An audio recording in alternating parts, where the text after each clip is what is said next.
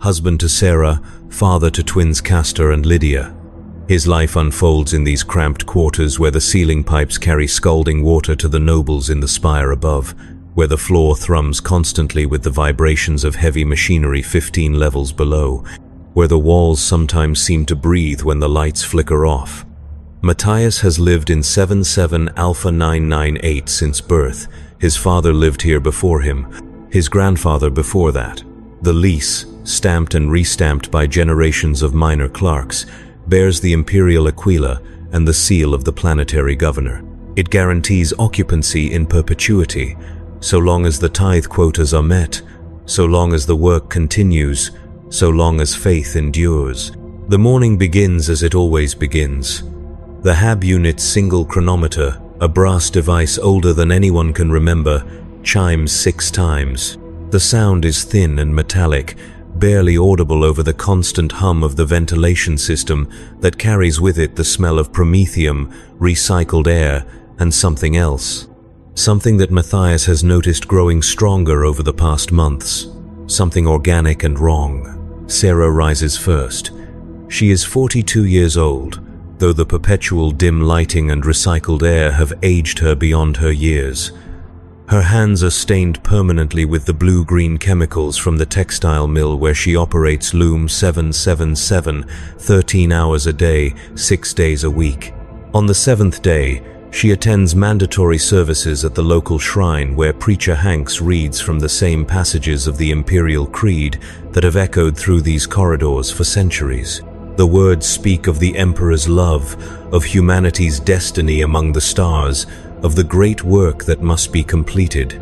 Sarah mouths along silently, her lips cracked from the dry, processed air. The twins, now 17, sleep on fold-out cots that transform the main living space into their bedroom each night. Castor works the 3rd shift at the plasma conduit maintenance bay. Lydia packages ration bars in the nutrition processing center. Both positions were assigned to them on their 16th birthday by the local administratum official, a pale man with wire-rimmed spectacles who consulted a series of charts and declared their fates with the indifference of someone reading atmospheric pressure. Neither child has ever left sub-level gamma. Neither has seen natural sunlight. Neither knows that such a thing exists. Matthias dresses in the regulation grey jumpsuit that marks him as a manufactorum worker. The fabric is rough against his skin, designed more for durability than comfort. Comfort is not a concept that factors into Imperial manufacturing doctrine. Efficiency is paramount, compliance is essential. Comfort is a luxury that breeds weakness, and weakness breeds heresy. He clips his identification tag to his breast pocket. The tag bears his image, taken 23 years ago when he first reported for duty. The young man in the photograph looks optimistic. The Matthias who faces the mirror each morning no longer recognizes that expression. The kitchen consists of a single counter, a protein synthesizer, and a water reclamation unit. The synthesizer produces 3 types of food paste: gray, brown, and yellow. The gray paste provides basic nutrients. The brown paste is fortified with synthetic proteins. The yellow paste is supplemented with vitamins that prevent the worst diseases associated with artificial nutrition. All 3 taste exactly the same. The water reclamation unit converts waste liquids into potable water through a process that Matthias does not understand and does not question. Understanding is not required, only consumption. Breakfast is consumed in silence. This is not due to any animosity between family members, but rather because conversation has become increasingly difficult. What is there to discuss? The work does not change. The quotas do not change. The regulations do not change. Yesterday was identical to today, and tomorrow will be identical to yesterday. This is the great gift of Imperial society, the elimination of uncertainty. Every citizen knows their place, their purpose, their value to the greater machine. There is comfort in this knowledge, Preacher Hanks tells them during services. There is peace in acceptance. But Matthias has begun to notice things that disturb this peace. It started 3 months ago with the sound, a scratching noise that seemed to come from within the walls themselves. At first, he attributed it to the building's age. 77 Alpha 998 is part of a residential complex that was constructed during the 38th millennium. The structural reports, reviewed annually by the appropriate authorities, indicate that the building remains sound and suitable for habitation. Load-bearing walls maintain their integrity. Electrical systems function within acceptable parameters. Plumbing delivers adequate water pressure. The scratching, Matthias reasoned, must be the natural settling of ancient metal and rockcrete. Then came the whispers. Late at night, when Sarah and the twins sleep deeply from exhaustion, Matthias lies awake listening to the familiar sounds of the hab unit. The gurgling of pipes overhead, the distant thrum of machinery below, the occasional footsteps in the corridor outside. But now there are new sounds, soft voices speaking words he cannot quite make out. They seem to originate from behind the wall that separates the living area from Hab Unit 77 Alpha 997, where the Korvac family has lived for 19 years. But the timing is wrong. The Korvacs work the second shift and should be sleeping during the hours when Matthias hears the whispers. He has considered reporting this to the local administratum office. Form 777 Delta allows residents to file complaints regarding noise disturbances. The process is straightforward. Complete the form in triplicate, submit it to the appropriate clerk, wait for investigation and resolution. But something holds him back.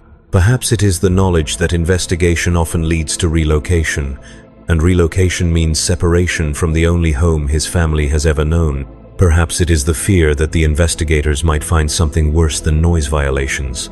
Perhaps it is simply the Imperial citizens' instinctive understanding that some things are better left uninvestigated. The wall in question is painted the same regulation ochre as all the others. It bears the same minor scuffs and stains that accumulate over decades of habitation. There is nothing visually distinctive about it, except for a small crack near the ceiling that Matthias does not remember being there before. The crack is perhaps 15 centimeters long and barely visible unless one knows where to look. When Matthias positions his ear near the crack, the whispers become slightly clearer, though the words remain incomprehensible. Work provides a temporary escape from these concerns. The manufactorum where Matthias labors occupies 7 sublevels beneath the residential complex. The journey requires a 20-minute descent through a series of lift platforms and connecting tunnels. The tunnels are lined with service pipes, electrical conduits, and ventilation shafts that disappear into darkness. Occasionally, maintenance crews can be seen working in the deeper reaches, their headlamps creating brief pools of light in the perpetual gloom. Matthias has never spoken to these maintenance workers. Their schedules do not align with his, and conversation between different work classifications is discouraged without proper authorization. The manufactorum floor spans 2 kilometers in length and 1 kilometer in width. The ceiling rises 20 meters above the workstations, supported by massive steel beams that cast geometric shadows across the production line. The air is thick with the smell of heated metal, machine lubricants, and ozone from the plasma cutters. The noise is constant and overwhelming, the rhythmic pounding of hydraulic presses, the whine of cutting tools, the hiss of cooling systems. Workers communicate through hand signals and abbreviated shouts. Extended conversation is impossible. Matthias operates Assembly Station 47, where he installs guidance systems into artillery shells destined for the Imperial Guard. Each shell is identical to the last. Each requires the same sequence of operations performed in the same precise order. Insert the guidance module, align the connectors, apply the sealant, activate the diagnostic sequence. Pass the completed shell to the next station. The work requires concentration but not creativity. Creativity is discouraged. Deviation from established procedures results in immediate quality control review and potential disciplinary action. The shells Matthias works on will be fired from basilisk artillery platforms on distant worlds whose names he will never know. They will explode among enemies whose faces he will never see. The fragments will kill soldiers whose final thoughts will be of homes they will never see again. This knowledge does not trouble Matthias. It is not meant to trouble him. His role in the great chain of Imperial production is small but essential. Without his work, the shells would not function. Without the shells, the artillery would be useless. Without the artillery, worlds would fall to Xenos aggression or heretical rebellion. Without the Emperor's protection, humanity would perish in the darkness between the stars. This is the logic that governs every action, every decision, every moment of existence within the Imperium. The work shift ends as it begins, with the sound of a chronometer. 12 hours after beginning their labors, the workers of the manufactorum set down their tools and begin the journey home. The lift platforms carry them upward through the same tunnels they descended in the morning. The transition from the bright, harsh lighting of the production floor to the dim, amber illumination of the residential levels requires several minutes of adjustment.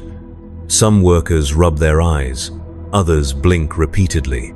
Matthias simply stares ahead, his mind already focused on the evening routine that awaits him. Dinner is prepared by Sarah, who returns from the textile mill 30 minutes before Matthias arrives home. The meal consists of protein paste supplemented with synthesized vegetables and a small portion of carbohydrate supplement.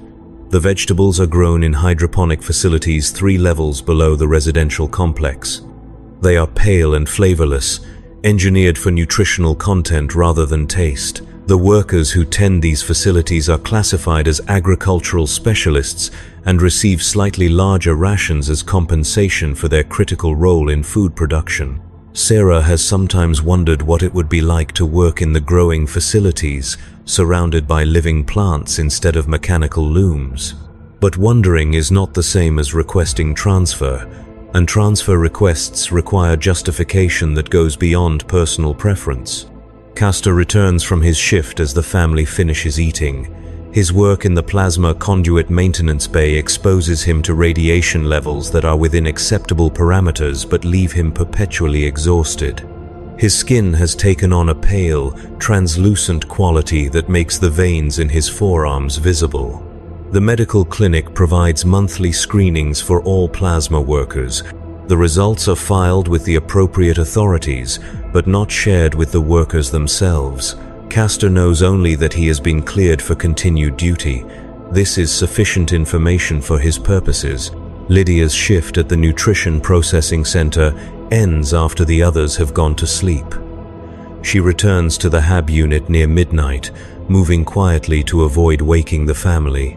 Her work involves sealing individual ration packages and applying the appropriate labels. The labels indicate nutritional content, expiration dates, and distribution designations.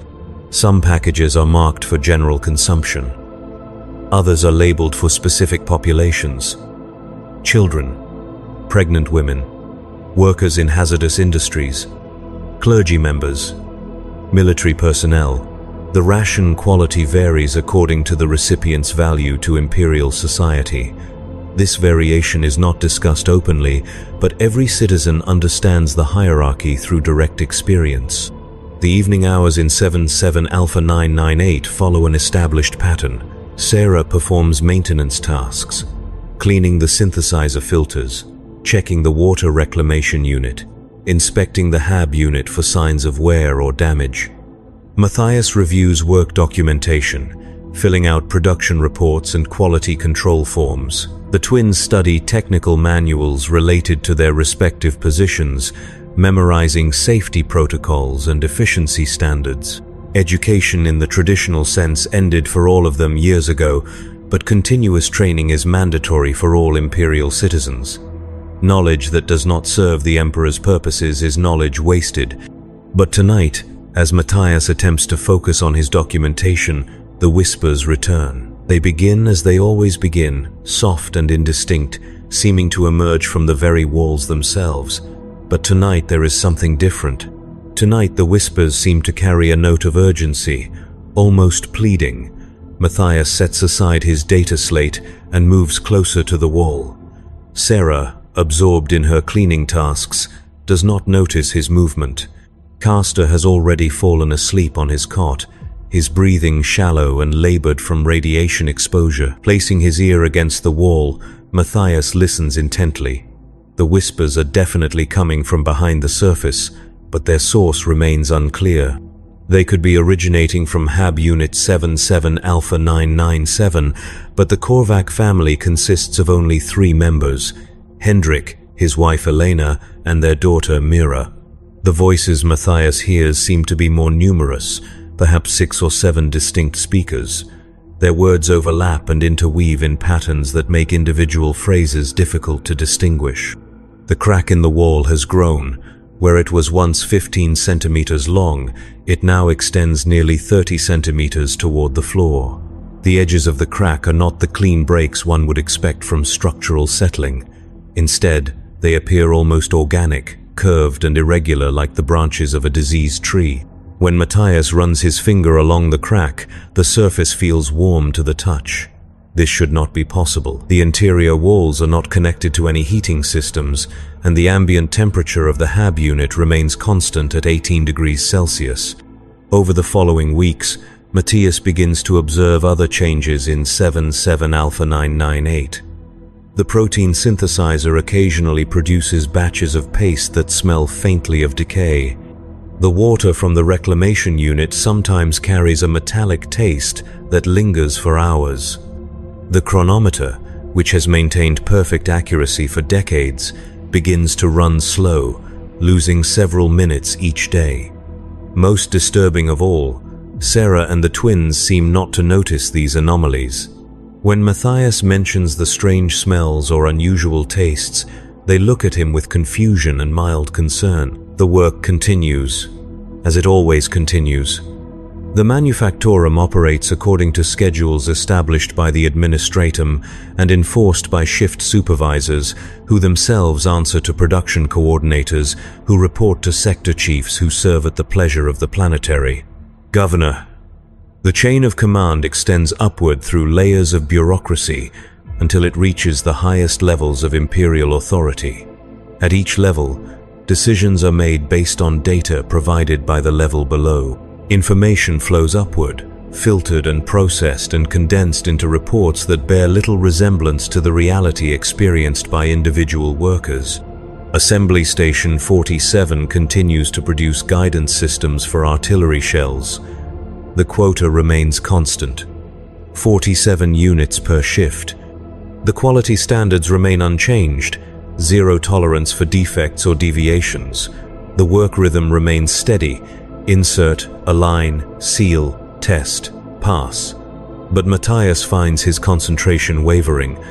His thoughts return repeatedly to the whispers, to the growing crack, to the changes in his home that no one else seems to perceive.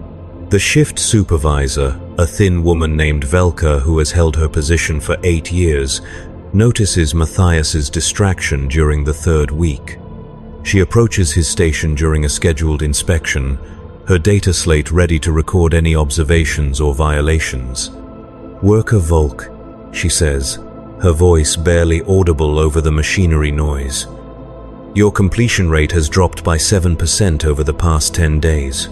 Matthias continues working as he responds.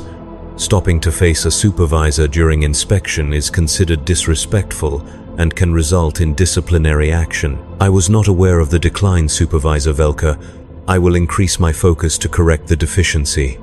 Production standards exist for the benefit of the Emperor and the citizens he protects. Velka continues. When one worker fails to meet quota, all workers must compensate for the shortfall. This creates inefficiency and reduces overall output. "I understand, Supervisor. The deficiency will be corrected." Velka makes notes on her data slate. These notes will become part of Matthias's permanent work record, accessible to any future supervisor or administrator who needs to evaluate his performance.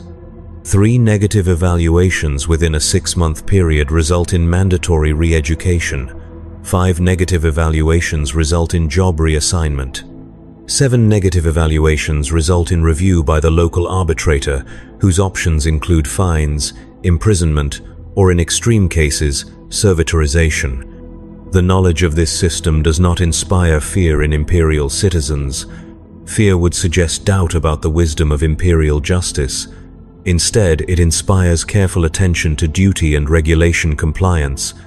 Matthias has received only 2 negative evaluations during his 23 years of service, both for minor infractions related to documentation errors. His work record is considered exemplary by manufactorum standards. This recent decline in performance represents an anomaly that requires correction. But correction proves difficult when one's attention is constantly drawn to mysteries that should not exist. The whispers have begun to occur during daylight hours. What once was a nighttime phenomenon now intrudes into the normal routine of home life. Matthias hears them while eating breakfast, while preparing for work, while attempting to complete his evening documentation. The voices seem to be calling to him specifically, though the words remain incomprehensible. Sometimes he catches fragments that sound almost like his name, drawn out and distorted as if spoken through water or thick glass. Sarah has begun to express concern about his behavior. During their brief evening conversations, she mentions his tendency to stare at walls, his distraction during meals, his habit of pressing his ear to surfaces as if listening for something. Her concern is genuine but limited. Imperial citizens are not trained in psychological analysis or mental health assessment. Such training is reserved for medical specialists and clergy members who serve specific functions within the imperial hierarchy. Sarah knows only that her husband's behavior has changed, and change without apparent cause is always troubling. "Perhaps you should speak with Preacher Hanks," she suggests one evening as they prepare for sleep. He has experience counseling workers who suffer from spiritual difficulties. The suggestion is reasonable. Preacher Hanks has served the local shrine for 12 years and has guided many citizens through periods of doubt or confusion. His approach combines scriptural wisdom with practical advice, helping troubled souls reconcile their personal struggles with their imperial duties. But Matthias is reluctant to involve religious authority in what may be a purely practical matter. Preacher Hanks is required by regulation to report certain types of problems to higher authorities. Spiritual corruption, heretical thoughts, signs of mutation or psychic manifestation all fall under his mandatory reporting requirements. "I will consider your suggestion," Matthias tells Sarah, "but I believe the difficulty will resolve itself with time." This is not entirely truthful. Matthias does not believe the difficulty will resolve itself. If anything, he suspects it will continue to intensify. The crack in the wall grows longer each day. The whispers become more frequent and more urgent. The changes in his home environment become more pronounced. But admitting these concerns to Sarah would only spread the disturbance to another family member, and Matthias is not certain that would be wise. The solution, he decides, is investigation. The decision to investigate does not come easily. Imperial citizens are trained from birth to report unusual phenomena to appropriate authorities rather than attempting independent analysis. The chain of reporting is clearly defined. Citizens report to local administrators, administrators report to sector coordinators, coordinators report to planetary officials, officials report to subsector commands, commands report to imperial governors. At each level, specialized expertise is applied to determine appropriate responses. This system has functioned effectively for 10,000 years, maintaining stability across millions of worlds and trillions of citizens. But the system assumes that citizens will recognize unusual phenomena when they encounter them. Matthias is not certain that what he is experiencing qualifies as unusual. The whispers could be explained by acoustic effects in the building's aging structure. The growing crack could result from normal settling or thermal expansion. The changes in taste and smell could be attributed to minor equipment malfunctions or his own heightened sensitivity due to stress. Without clear evidence of a genuine threat, reporting his concerns might be premature and could result in unnecessary investigation of his family and neighbors. The investigation begins with careful observation. Matthias starts documenting the whispers, their timing, duration, apparent source location, and any words or phrases he can distinguish. He measures the crack in the wall each evening, noting its growth rate and changing characteristics. He monitors the protein synthesizer and water reclamation unit, recording any variations in output quality. His approach is methodical and systematic, following the analytical principles taught to all manufactorum workers for quality control purposes. The documentation reveals patterns that disturb him. The whispers occur most frequently between 2200 hours and 0200 hours, during the period when most residents are sleeping. The crack grows at a rate of approximately 2 centimeters per day, but the growth accelerates during the whisper episodes. The equipment malfunctions correlate with both the whispers and the crack growth, suggesting a connection between all three phenomena. Most troubling of all, Matthias discovers that he can sometimes understand individual words within the whispers. They speak of hunger, of darkness, of spaces between spaces where the Emperor's light does not reach.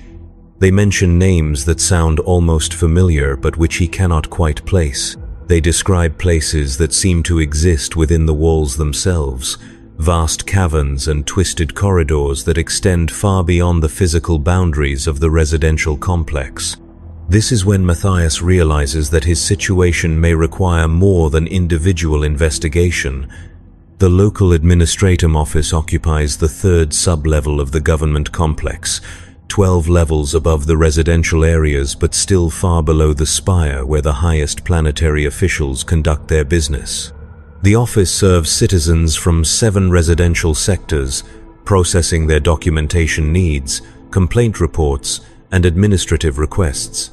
The waiting area contains 40 seats arranged in neat rows, facing a service counter manned by 3 clerks.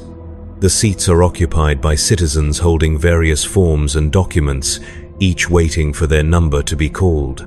Matthias holds complaint form 777 Delta, completed in triplicate as required by regulations. The form allows him to report noise disturbances, structural anomalies, equipment malfunctions, or other habitability issues within his assigned HAB unit. He has filled out the form carefully, describing the whispers as unusual acoustic phenomena, the crack as a minor structural irregularity, and the equipment problems as intermittent performance variations. The language is deliberately neutral and technical, avoiding any suggestions of supernatural or heretical causes. When his number is called, Matthias approaches the service counter where Clerk Valdris, a middle-aged man with thinning hair and ink-stained fingers, reviews his documentation. HAB Unit 77 Alpha 998. Clerk Valdris reads aloud. Acoustic phenomena, structural irregularity, equipment variations. How long have these issues been ongoing? Approximately 6 weeks for the acoustic phenomena, 4 weeks for the structural issue, 3 weeks for the equipment problems. Clerk Valdris makes notes on his data slate. Have you consulted with your neighbors regarding similar experiences? This is a standard question, designed to determine whether reported problems affect multiple units or represent isolated incidents. Matthias has not consulted with his neighbors. The Korvac family in 77 Alpha 997 work different shifts, and he rarely encounters them in the corridors. The Brennis family in 77 Alpha 999 consists of an elderly couple who keep to themselves and communicate primarily through written notes left outside their HAB unit. I have not consulted with neighbors, Matthias replies. Investigation protocol requires neighbor consultation before administrative review. Clerk Valdris explains. Please complete verification form 222 Alpha with statements from adjacent residents, then return for processing. The additional form requires Matthias to obtain written statements from residents of HAB Unit 77 Alpha 997 and 77 Alpha 999, confirming whether they have experienced similar problems. The statements must be signed and dated, with official identification numbers included for verification purposes. Only then can the administratum proceed with formal investigation of his complaint. This requirement presents complications that Matthias did not anticipate. Approaching neighbors about potentially sensitive matters requires careful consideration of privacy regulations and social protocols. Citizens are expected to maintain appropriate boundaries with their neighbors while still cooperating in matters of mutual concern. The balance between these expectations is delicate, and miscalculation can result in social difficulties or administrative complications. The decision to approach the Korvac family proves problematic from the outset. Matthias knocks on the door of 77 Alpha 997 during the evening hours when he believes they should be home from their second shift assignments. The knock is answered not by Hendrik or Elena Korvac, but by a young woman he does not recognize. She appears to be in her 20s, with pale skin and dark hair pulled back in a simple braid. Her clothing is standard civilian issue, but something about her manner suggests she is not a regular resident of the complex. "Yes?" she asks, opening the door only wide enough to reveal her face. "I am Matthias Volk from 77 Alpha 998. I am seeking to speak with the Korvac family regarding an administrative matter." The young woman's expression does not change, but she glances briefly over her shoulder before responding. "The Korvacs are not available at this time. Perhaps you could return at a more convenient hour." This response is unusual. Citizens working second shift should be available during evening hours, and administrative matters typically receive priority attention regardless of convenience. Matthias considers pressing for more specific information about when the Korvacs might be available, but something in the young woman's manner discourages further inquiry. "May I ask when would be a more convenient time?" he asks instead. "I will inform them of your visit," she replies. "They will contact you if they wish to discuss the matter." The door closes before Matthias can respond. He stands in the corridor for several moments, considering the implications of this encounter. The young woman could be a visiting relative or friend, though such visits typically require advance registration with building management. She could be a temporary resident assigned to the unit for official purposes, though such assignments are usually announced to neighboring units for security reasons. Or she could be someone who should not be in the building at all. The encounter with the Brennis family proves equally unsatisfactory, though for different reasons. When Matthias knocks on the door of 77 Alpha 999, he is greeted by Marcus Brennis, an elderly man whose work history includes 25 years in the atmospheric processing plant before his current assignment to document filing duties. Marcus listens politely to Matthias's explanation of the administrative requirement, but his response reveals complications. "Unusual sounds, you say?" Marcus asks, his voice carrying a note of concern. "Elena and I have noticed some irregularities in our own unit, primarily related to temperature fluctuations and occasional electrical anomalies. This information is both helpful and troubling. Helpful because it suggests that Matthias's experiences may not be isolated to his own HAB unit. Troubling because it implies a broader problem that could affect the entire residential complex." Marcus agrees to provide a written statement for the verification form, but his willingness to cooperate comes with an unexpected request. "Perhaps we should coordinate our efforts," Marcus suggests.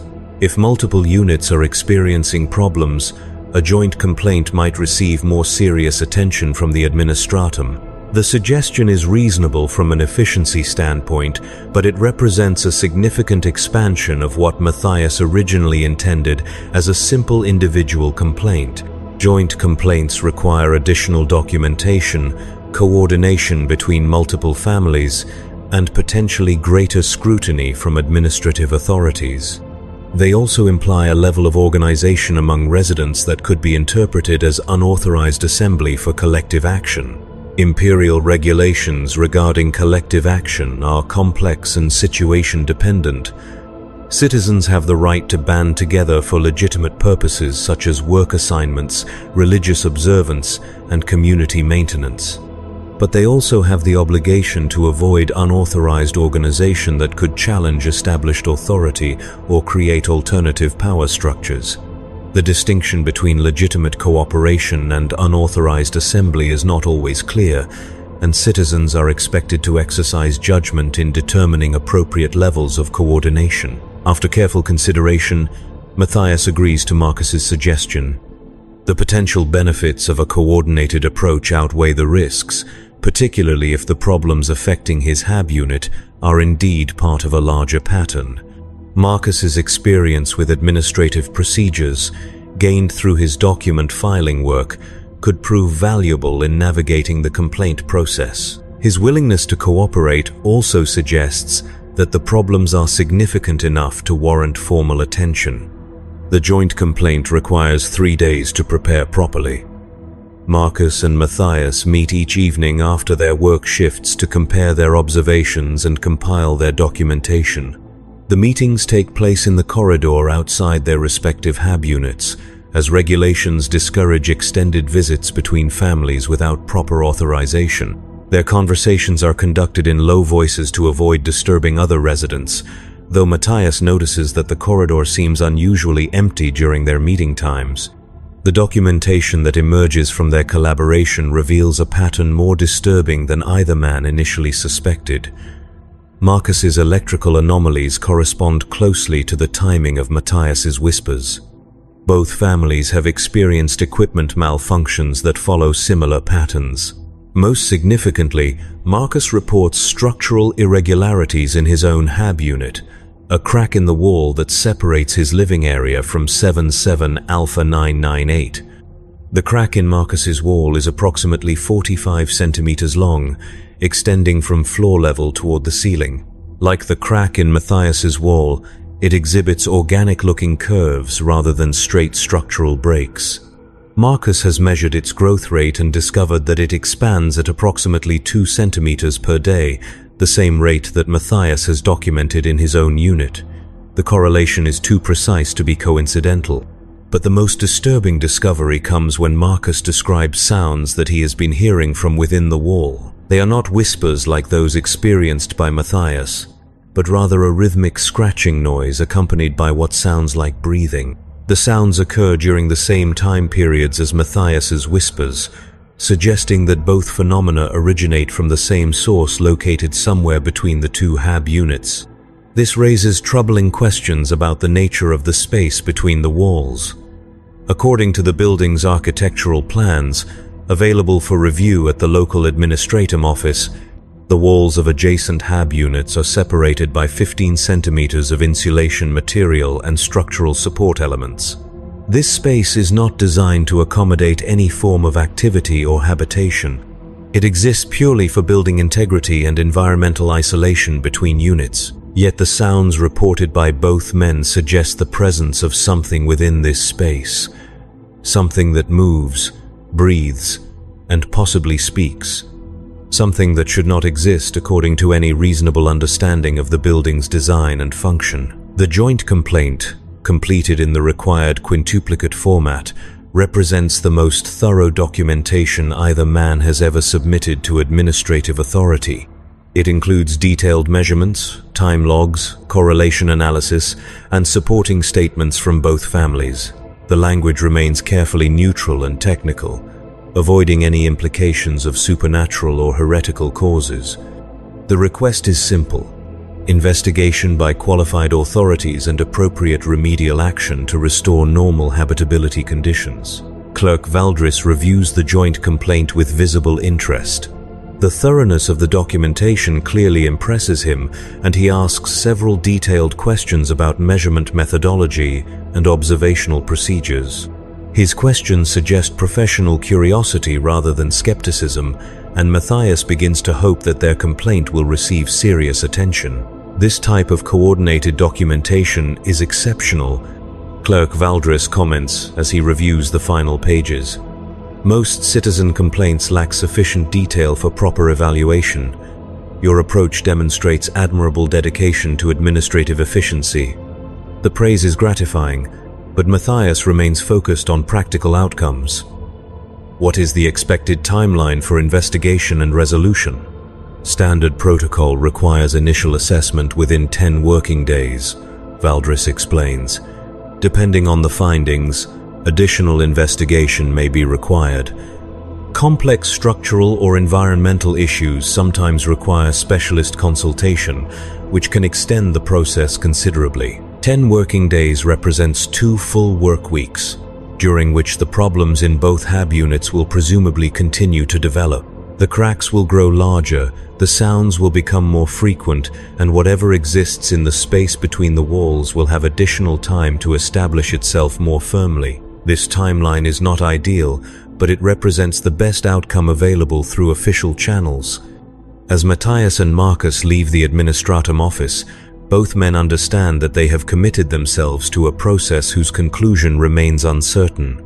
Their joint complaint has been filed and accepted, but official investigation may reveal problems that require solutions beyond simple maintenance or repair. If the issues in their hab units are connected to larger structural problems, they could face relocation to different residential areas.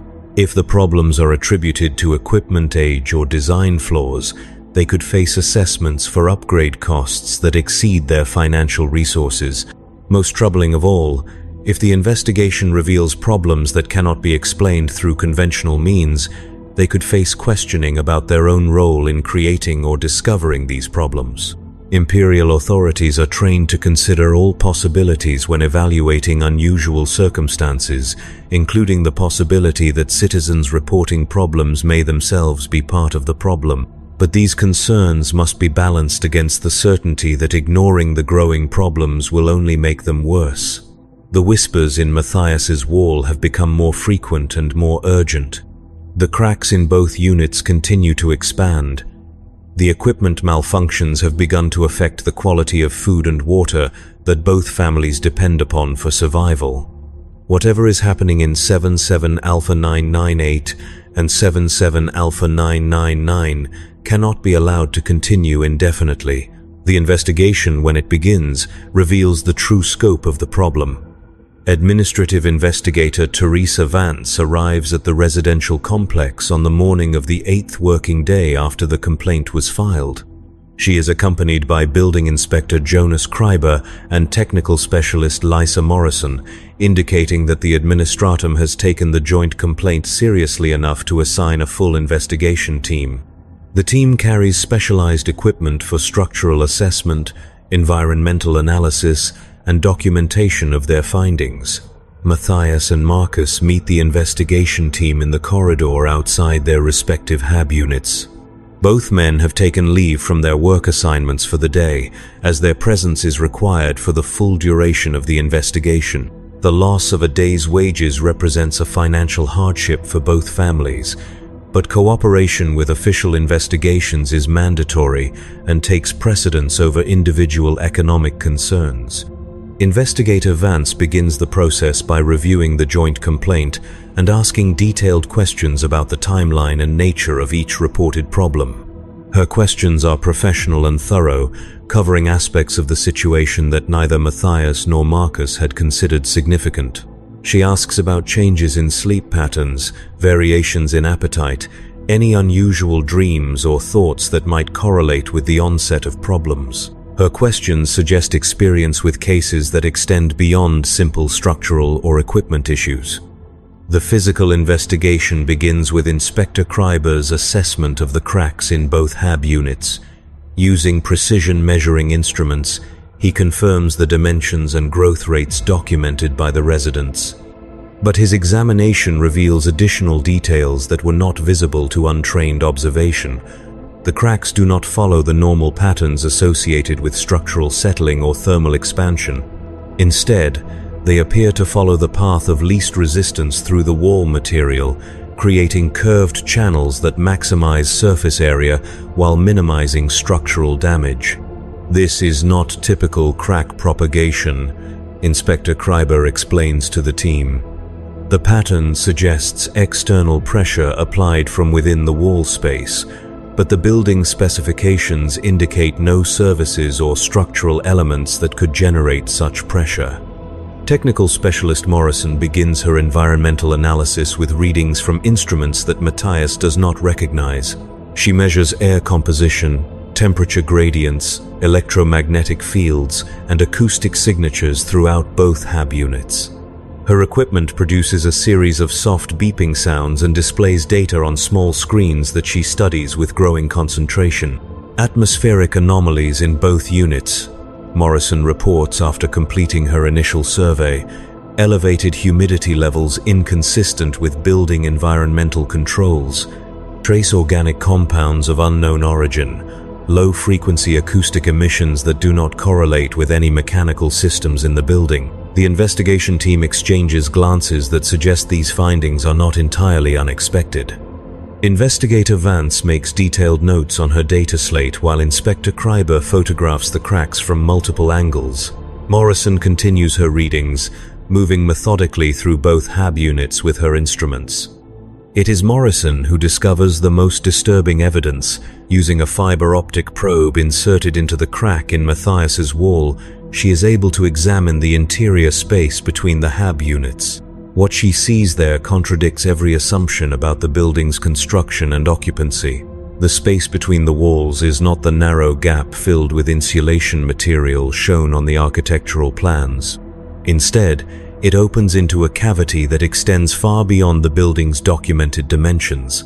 The interior space appears to be significantly larger than indicated by construction records. Morrison reports, her voice carrying a note of professional concern.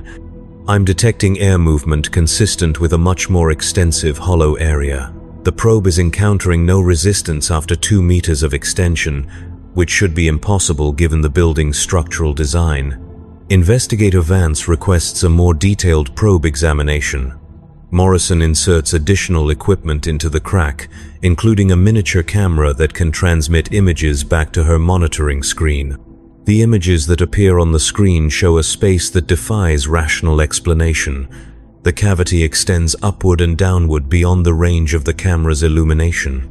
The walls are not the clean metal and rockcrete surfaces one would expect from construction materials, but rather appear organic in nature, with textures that seem to shift and change when observed directly. The air within the space moves in patterns that suggest ventilation or circulation, though no mechanical systems are visible. Most disturbing of all, the camera detects movement within the cavity, shadows that cross the field of view without apparent sources, shapes that seem almost recognizable before disappearing into the darkness. At one point, the camera captures what appears to be text or symbols carved into the organic wall surfaces, but the characters are not in any language that Morrison recognizes. "I need to report these findings to Sector Command immediately," Investigator Vance announces after reviewing Morrison's documentation. This investigation exceeds the scope of standard habitability assessment. The implications of this statement are not lost on Matthias or Marcus. When administrative investigations exceed standard scope, they typically escalate to authorities with specialized expertise and enhanced legal powers. This could mean involvement by the ecclesiarchy, if the problems are deemed to have spiritual implications. It could mean involvement by the Adeptus Mechanicus, if the issues relate to technological heresy. It could even mean involvement by the Inquisition, if the circumstances suggest corruption by Chaos or Xenos influence. While Investigator Vance communicates with her superiors via secured Vox link, Inspector Kreiber continues his structural assessment of both HAB units. His examination reveals that the anomalous cracks are not isolated to the walls between the units. Similar fissures, smaller but following the same organic patterns, have begun to appear in other locations throughout both residences. Floor-to-ceiling cracks near the entrance doors, ceiling-to-floor cracks along the exterior walls, horizontal cracks that follow the junction between walls and floors. The building, it appears, is developing a network of interconnected openings that correspond to no known structural phenomena. The cracks are not random damage from age or settling, but rather seem to follow a deliberate pattern that serves some unknown purpose. They are creating pathways through the solid structure of the building, connecting spaces that were never intended to be connected. Technical specialist Morrison's continued monitoring reveals that the environmental anomalies are spreading beyond the 2 HAB units under investigation. Her instruments detect similar atmospheric irregularities in adjacent residences, though the residents of those units have not reported problems to the administratum. This suggests either that the problems are in early stages in other locations, or that other residents are experiencing difficulties but have not yet sought official assistance. The investigation team spends 6 hours documenting their findings before Investigator Vance receives response from Sector Command. The response, delivered via encrypted data transmission, contains instructions that she does not share with Matthias or Marcus. Instead, she informs them that their hab units are being classified as temporarily uninhabitable pending specialized assessment, and that they must relocate to alternative accommodations within 48 hours. The relocation order is not entirely unexpected, but its urgency suggests that the authorities consider the situation to be immediately hazardous. Matthias and Marcus are provided with housing requisition forms that will allow their families to claim temporary residence in vacant units within other residential complexes.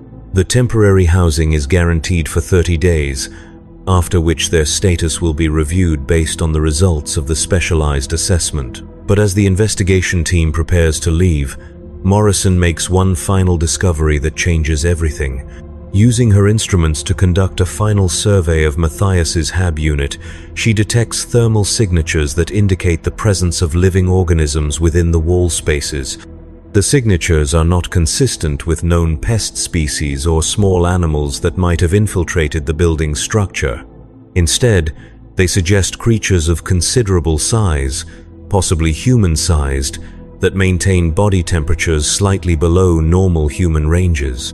"There's something alive in there," Morrison announces, her professional composure finally showing signs of strain. Multiple entities, possibly 6 or 7 individuals based on thermal reading distribution. They appear to be arranged in a pattern that corresponds to the acoustic phenomena reported by the residents. The whispers that Matthias has been hearing are not random sounds transmitted through the building's structure. They are communications between living beings who have somehow taken up residence within the walls of his home. Beings who have been watching his family, listening to their conversations, observing their daily routines through cracks that they have systematically widened to serve as observation ports. Investigator Vance immediately contacts Sector Command with this new information. The response is swift and unambiguous. The residential complex is to be evacuated immediately, pending arrival of specialized response teams. All residents are to be relocated to temporary housing facilities, where they can be interviewed individually about their experiences and observations. The building itself is to be sealed and placed under administrative quarantine. The evacuation begins within hours of the investigation team's departure. Official notices are posted in every corridor, informing residents that they have 12 hours to gather essential possessions and report to designated assembly points for transport to temporary facilities. The notices cite urgent maintenance requirements as the reason for evacuation, making no mention of the true circumstances that have prompted this action. Matthias packs his family's possessions with hands that shake despite his attempts to maintain composure. Sarah asks questions that he cannot answer without revealing information that he has been instructed not to discuss. The twins accept the situation with the adaptability of youth, treating the relocation as an unexpected adventure rather than a potential crisis. But as Matthias loads their belongings into the transport vehicle that will carry them to temporary housing, he cannot escape the knowledge that they are leaving behind more than just a home. They are leaving behind something that has been watching them, learning about them, possibly preparing for some action that the evacuation is intended to prevent. The beings in the walls remain in place, their purposes unknown, their capabilities undetermined. The temporary housing facility occupies a converted manufactorum complex in a different sector of the Hive city. The accommodations are Spartan but adequate. Single rooms with basic amenities, communal dining facilities, shared recreation areas. The residents of 77 Alpha 998 and other evacuated hab units are housed separately from the general population, suggesting that the authorities consider them to require special monitoring or protection. Individual interviews begin on the second day of relocation.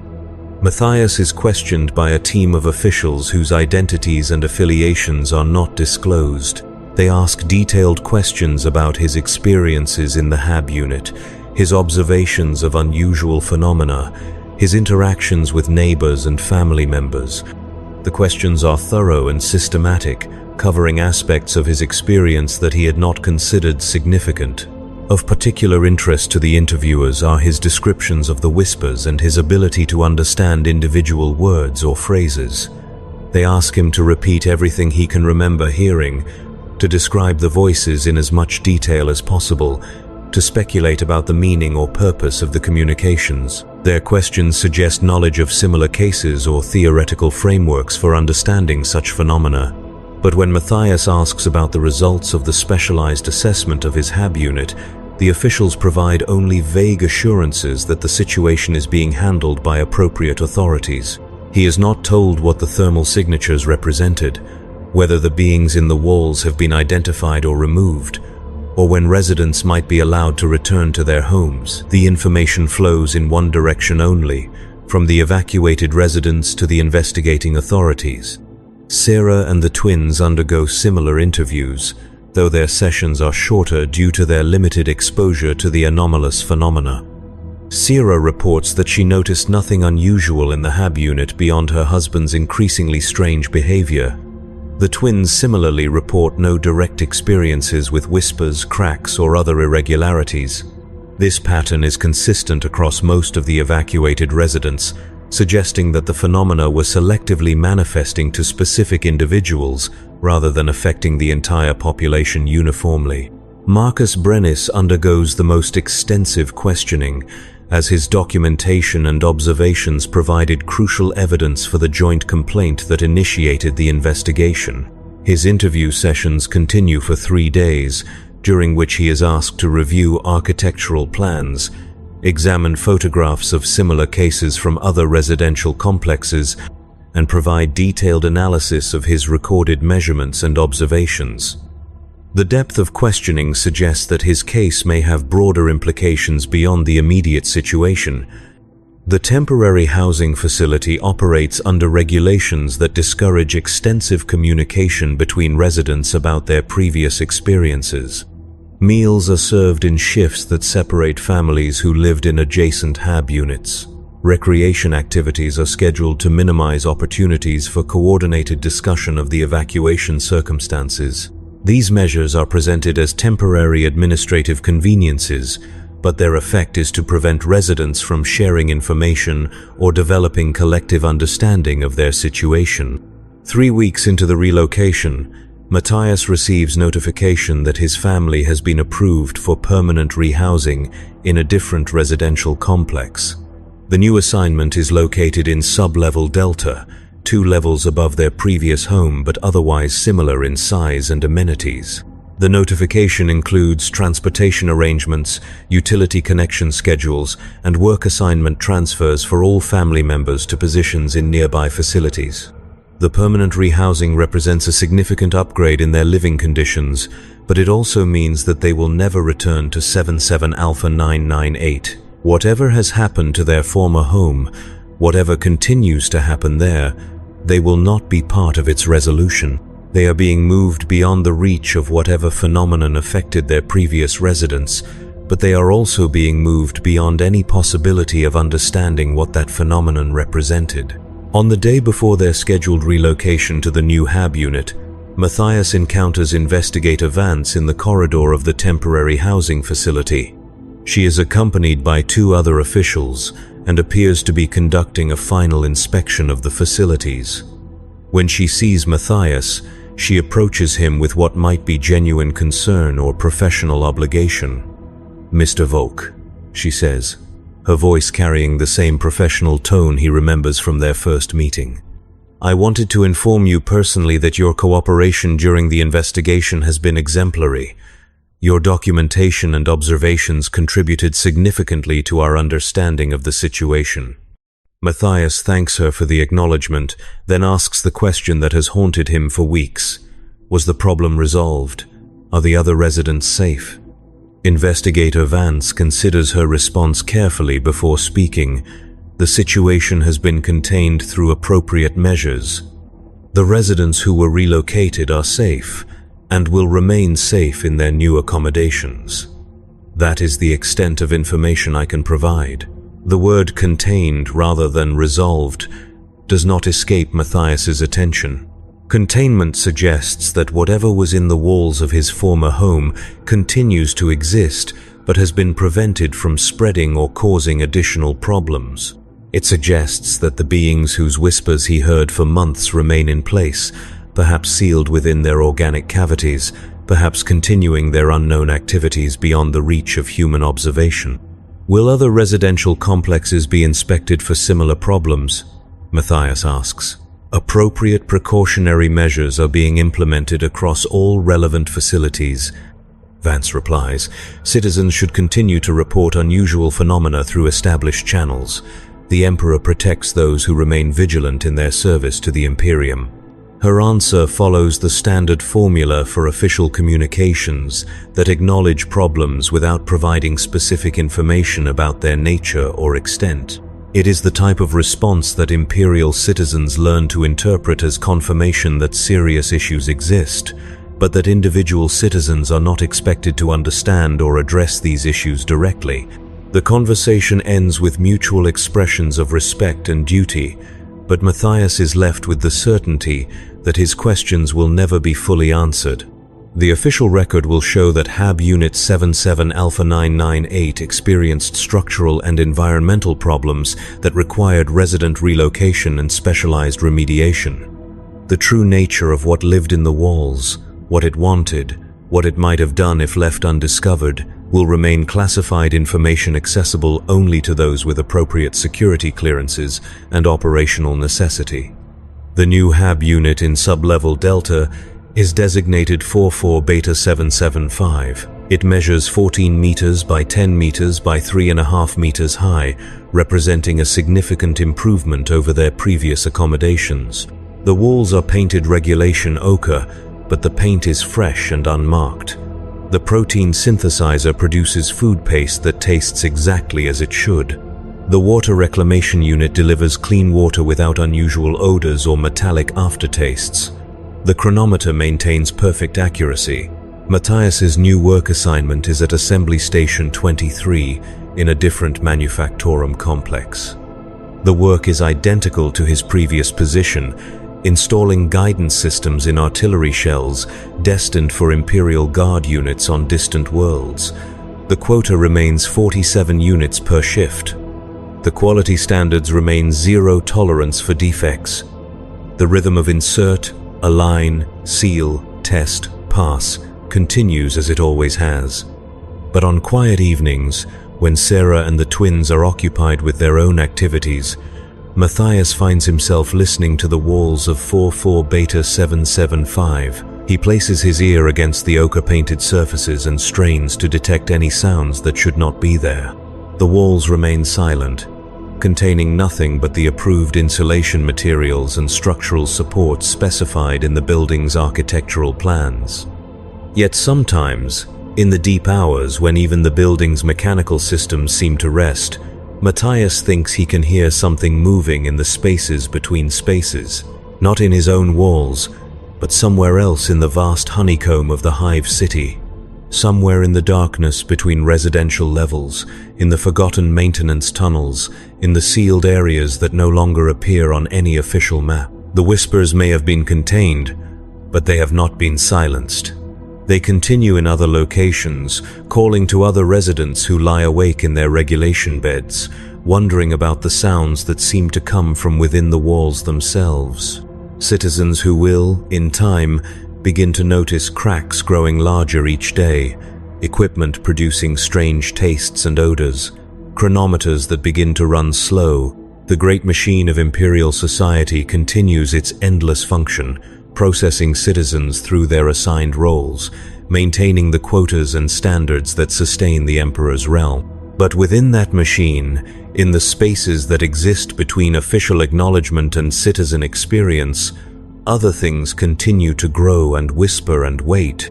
In 77 Alpha 998, the walls breathe steadily in the darkness, and something that was never human dreams of the day when every HAB unit will echo with voices that speak of hunger and darkness, and the spaces between spaces where the Emperor's light has never reached. The evacuation notices have been removed. The building remains officially uninhabitable, but on certain nights